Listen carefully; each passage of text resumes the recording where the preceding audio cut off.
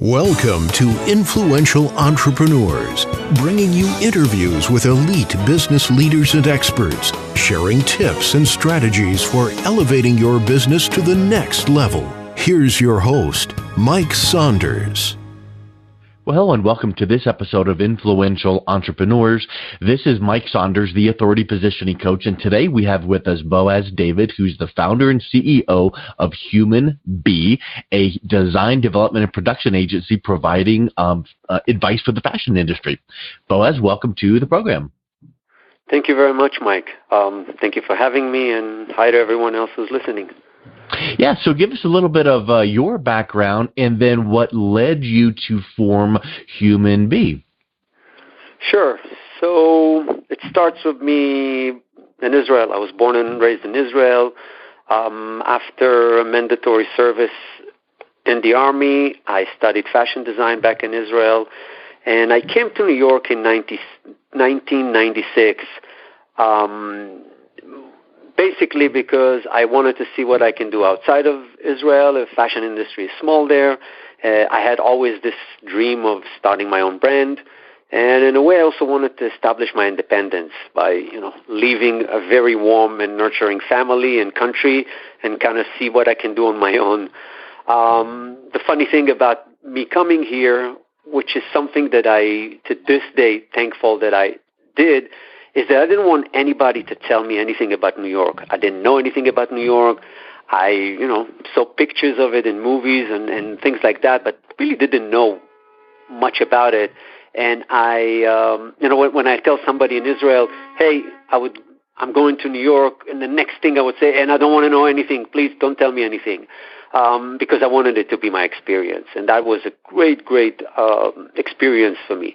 So I came to New York. I had two friends, one phone call, one phone number, and $1,000 in my pocket, and start to build from there. I worked in the industry for other fashion brand for about 8 years.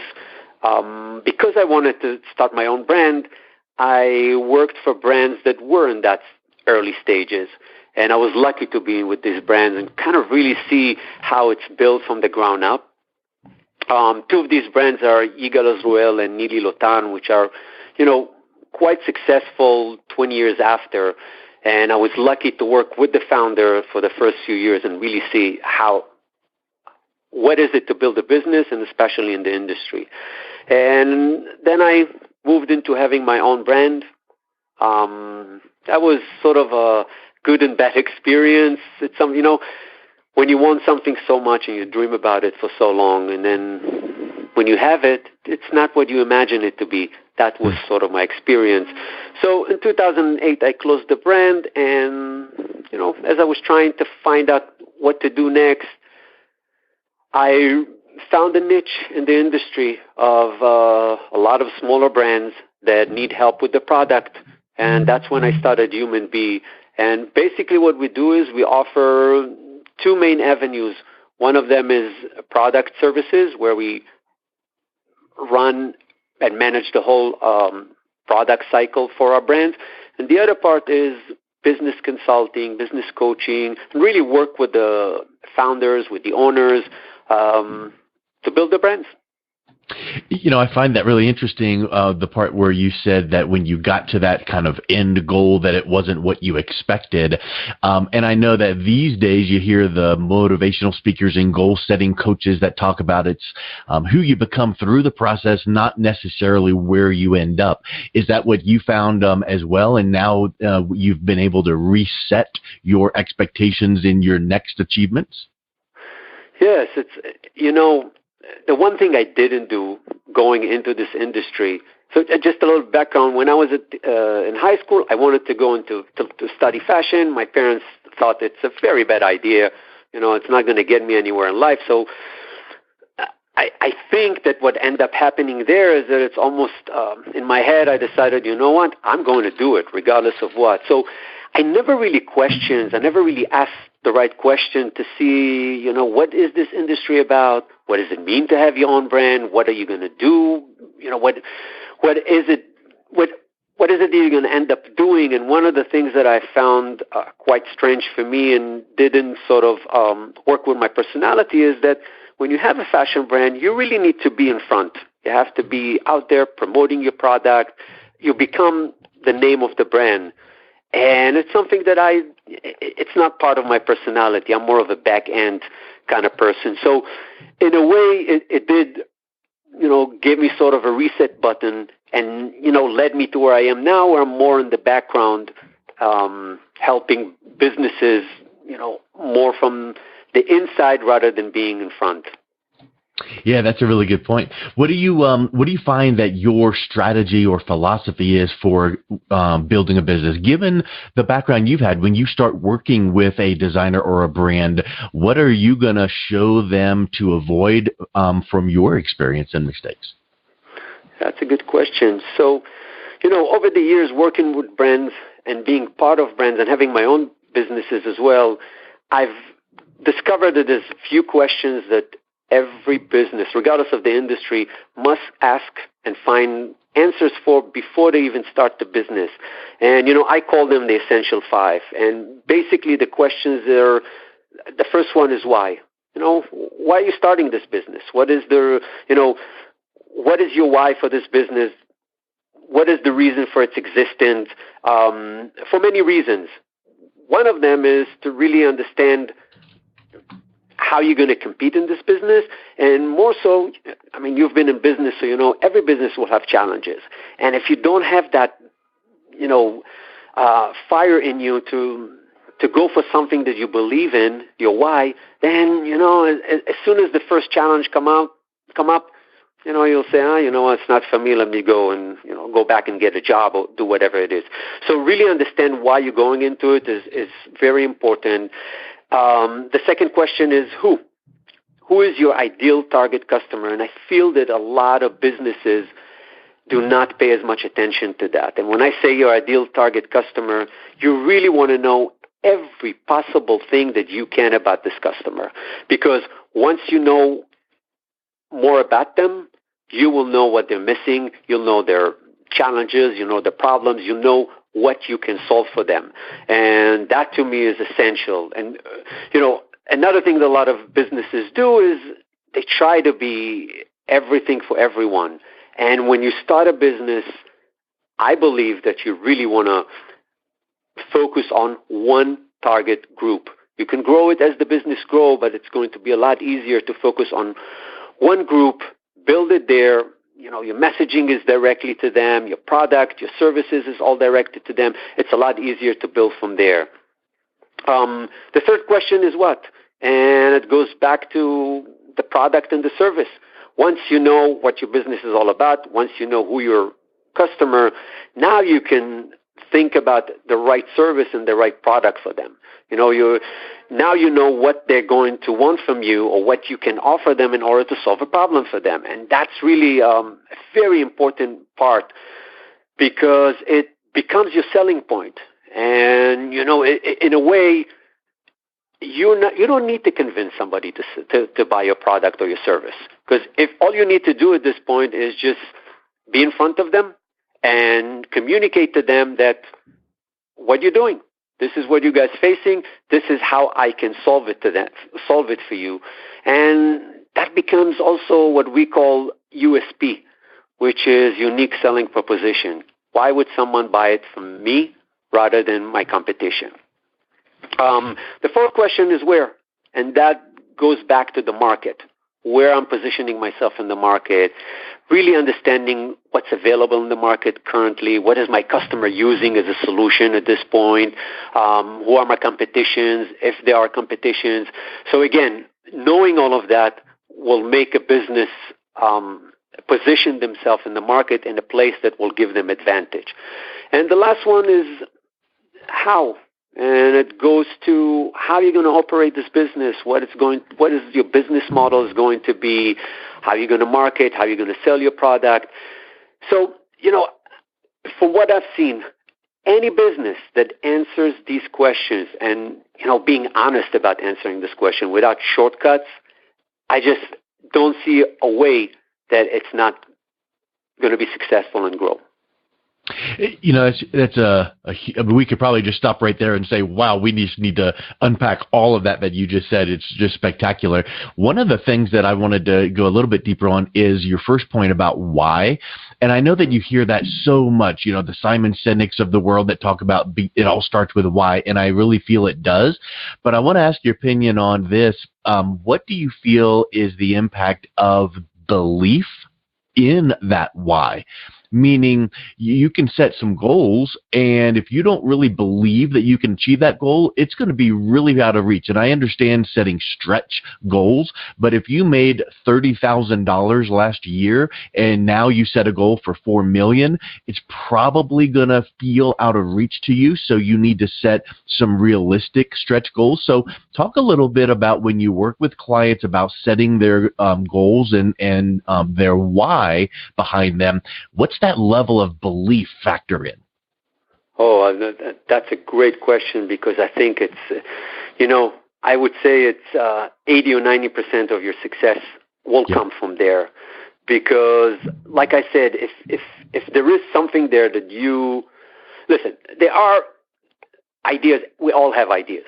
And those who really become great ideas is the ones that the founder of that company or the founder of that idea is, have a strong belief that this is something that needs to exist in the market.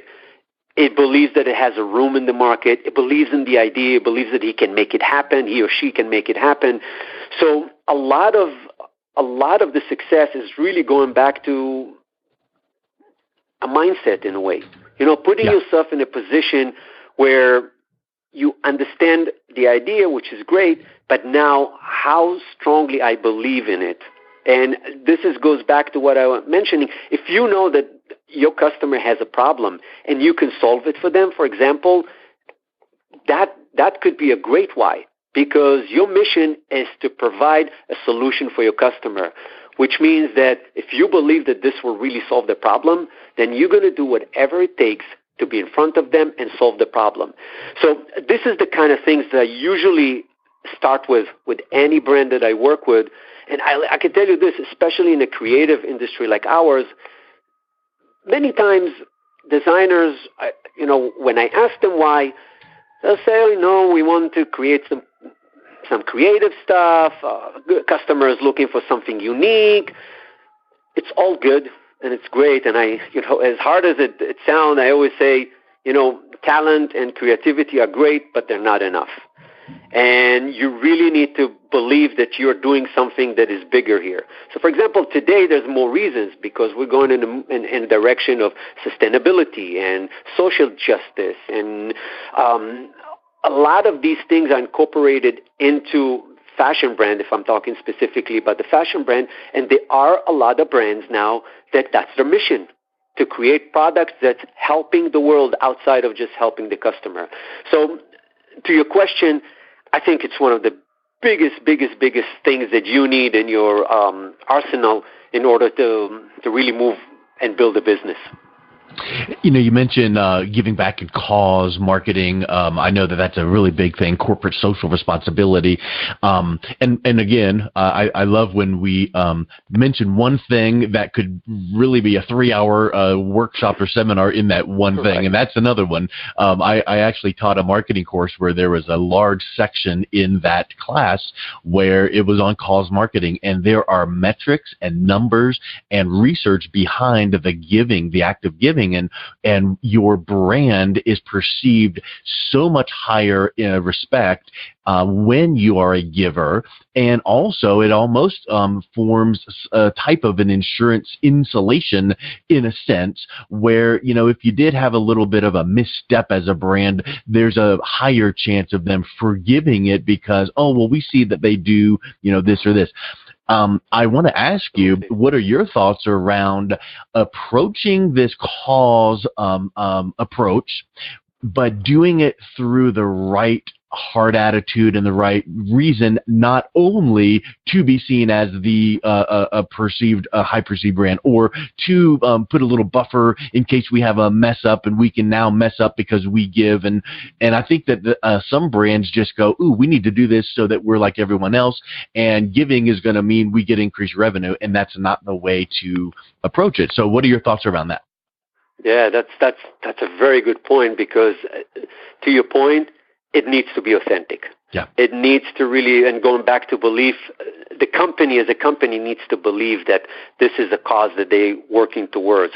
And you know, what you mentioned about companies that might do that as sort of like, hey, everybody around us doing it and we need to show that we're doing it.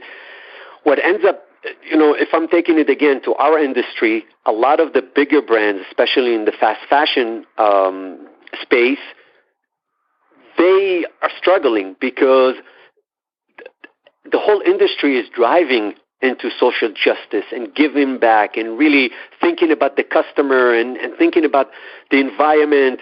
And these big brands, in a way, were polluting our earth for a long, long time. So you hear them coming with all these initiatives, and it's really hard to not think that it's a marketing stunt, that it's basically just a gimmick to not let their customer be afraid of. And unfortunately, customers sometimes do feel like, oh, they said that they're doing it, and, you know, they are doing it. But in reality, first of all, it's hard for a big company, even if they want to. You know, they have all their operations, supply chain, everything in place. All of a sudden, to change everything, it's not something that they can do in one day. So, you know, they need to do it a few years in order to get it changed. So in the meantime, it's a lot of statements that we're going to do this and we can do that. But just like you mentioned, you know, it's not as authentic. And when you look at it, you realize, yeah, they're trying to just keep their customers.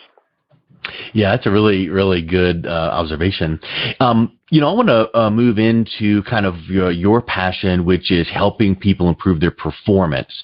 And I know that that's a really big approach that people disregard. And I know that the big teachers out there, the Tony Robbins and the Jim Rohns of the world, have always taught work harder on yourself than you do in your business, because then it'll pay off. What is your approach that way, and how do you work with your clients in kind of that personal development and personal performance, peak performance?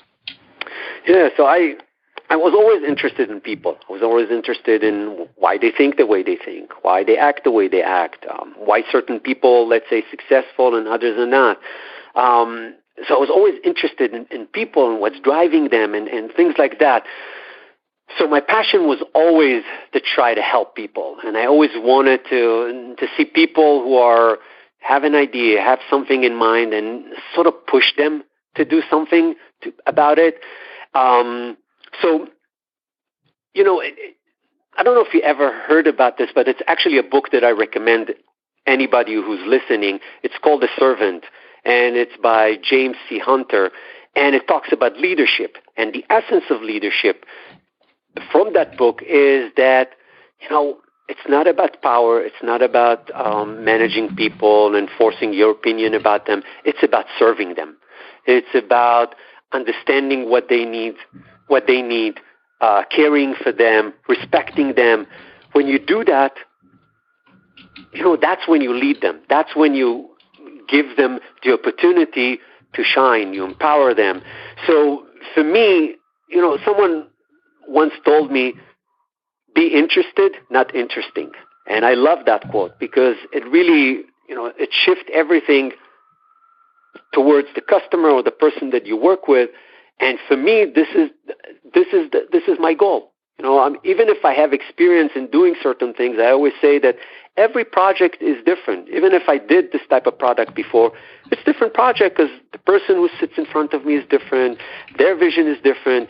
So, you know, really paying attention and listen to what they need and what they want and what their goals are, that's my philosophy. Nice. Yeah, that's really, really huge. So what do you feel that it takes to be an entrepreneur in the fashion space? Because I wonder, and I would assume that there's a lot of people that go, I could do that, and then they get into step one, step two, and it's overwhelming. So what are some things that people should be prepared for? Yeah, so, if I go back to my essential 5, the why is very important. If you're going into that road, you really need to be prepared for it. And I feel that, I know I've seen around me, many people who go into business for the wrong reasons, just because they were tired out of their job, or, they thought they're going to make a lot more money this way, which is, there are reasons, and they're probably good reasons for them, but they're not good enough reasons to make you push for whatever you need to push for. And, one of the things that I think an entrepreneur needs to have is, first of all, courage. And courage not just to act on your idea, but the courage to put yourself out there, to be, looking in the mirror and ask the right questions, not being afraid if you did something that didn't work, not being afraid of, asking for feedback. Really having this courage to be out there and go for whatever it is that you're going for. And, in a way, there's going to be an uncomfortable situation. And entrepreneur is someone who understands that and are okay with that and know that there's going to be good times, there's going to be bad times. Whatever happens, the end result is going to be that I will make this happen. And, these are the things that I feel someone needs to have in their pocket when they go into this. Otherwise, it's going to be short-living. Yeah. And, of course, one other thing really is the mindset. It comes from all of that, but you really need to have the right mindset. You need to look at positive things, understand how to take yourself out of a situation, to look at it from the outside. So, yes. Yeah, what are you finding right now that's happening in the industry, and then even looking ahead in the next 12 to 18 months? What are some of the upcoming trends that you're seeing? So, the fashion industry and retail in general is going through a big, big, big change. The way that the industry was operating for many, many years, probably 100 years, has changed. It used to be that a brand create products, go to market, sell to retailers, produce the product, start again. Retail is not what it used to be. Every brand can sell online, can go directly to customer, and it changed the game completely. Technology changed the game completely.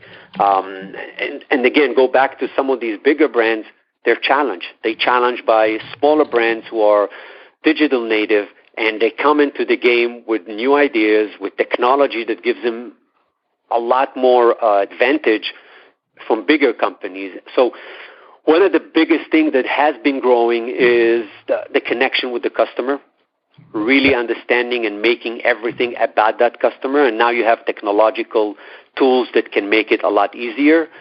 And the other part is, as I mentioned, sustainability, social justice,